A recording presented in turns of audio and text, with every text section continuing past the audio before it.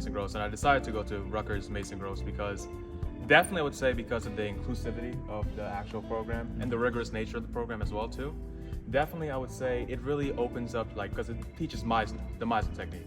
And I would say it definitely allows you to be more so immersed into your own self and how you're training up and building onto your own self.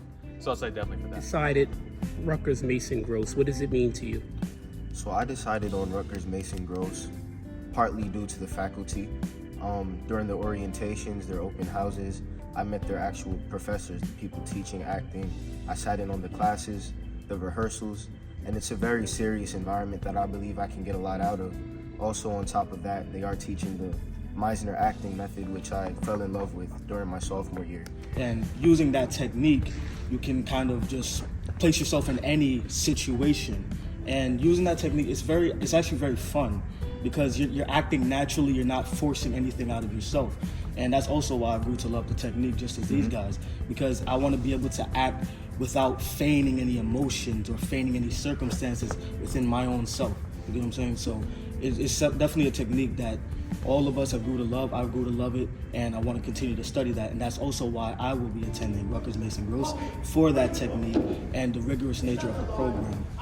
So right now we're looking at a clip of you on the screen of you performing. Is this a part of the Meisner technique that we're looking at right now?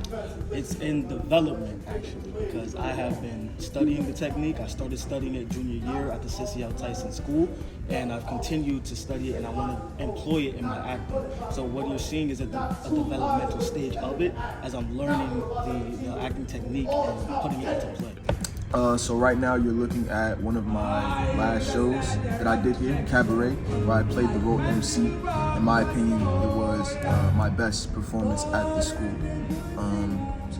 I definitely dove in and gave everything into that role that you're seeing right there. It's my best role. I love that role. In playing this character, I just came onto the stage. And I saw these whole bunch of people, right? And I saw a kid named Sincere Severo, right? And of course, I remember this kid. He's from Whitney, Houston, man. He used to always be the top dog in acting. He was the best actor in the school, man. And I was like, oh man, he probably gonna get this role. So I'm like, man, I gotta really toughen up. But of course, I already came into the actual theater with that mentality. And as I saw him, I said, you know what? No, I'm not gonna waver in front of that. Yes, he is a great actor in what he does, but I'm coming here to be the best version of myself too. So when I got the role, everybody singing, he started speaking, I said, no, I'm not gonna try to copy what he's doing. I'm gonna come organically. I'm gonna say what I feel that voice, my body, my posture, and I'm gonna put it out there. And eventually, I got the role. You got the role. What are we watching? So this is actually a clip of me playing the character Selsden in the play Noises Off. This was such an interesting role for me because it's like the polar opposite of who I am. I'm playing a British man, a British old man who's also an alcoholic and a burglar at the same time. He has all of this going on. I don't have any of that going on. So in my head, I'm like, how do I figure this out? Typically, like as an actor, you try to find a way to relate the character to yourself, to your own life. And this was a role that I couldn't do that. So I kind of used my body, I used my voice to get myself into this role. I'm like, he's British, but what type of British accent do I want to use? Do I want to use like a manlier voice? Or do I want to use like Korg from Thor? And then, I'm reading my line and I'm like, is it a party? Is it a party? And then that's the one I ended up going with. I said, this fits the character. And then I'm backstage adjusting my posture and I'm like, then I start walking. And then I do the voice. Is it a party? Oh. And then the character clicked. So this is a clip for me doing that performance. And once I got my body, changed up my body, changed my voice, my posture, all of that, that's when the character clicked and I was able to immerse myself into that role. I would definitely say that East Orange and Mr. Lemon have truly builded me. They've constructed the person I am now because I was able to come here and experience love, experience a teaching that truly raised me up and taught and guided me on where I needed to go. I came here to the school and I met Mr. Lemon, and he just built it as much as he yelled at me. But he built it into me that I need to represent myself, and that's something I'll never forget from him. I need to represent myself, and I need to go out there and show who I am. 30 seconds. East Orange and Mr. Lemon has builded me through a lot of hard work, a lot of sacrifice, and a lot of self-reflection. I came to the school not the best student. nor the best person. You know, failing and all that stuff. I left this school on a roll, going into the best colleges and in my craft. And I feel like this place, that teacher, these 3 guys right next to me taught me that I'm not my past.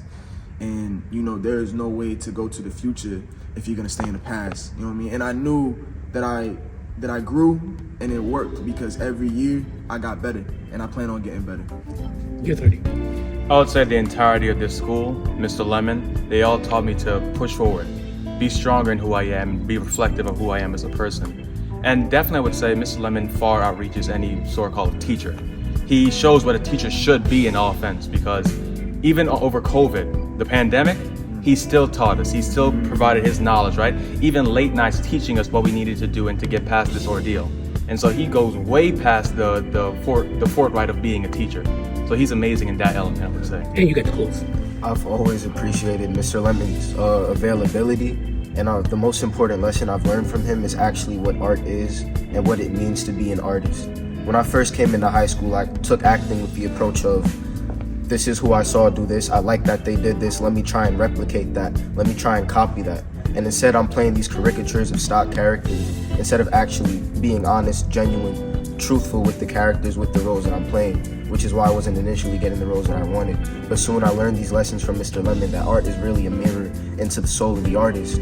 Art is a reflection of society and the world around you, and it's genuine, it's truthful, it's vulnerable. When I learned that, that's when I really started to grow as an actor, as a person, as an artist, as a whole.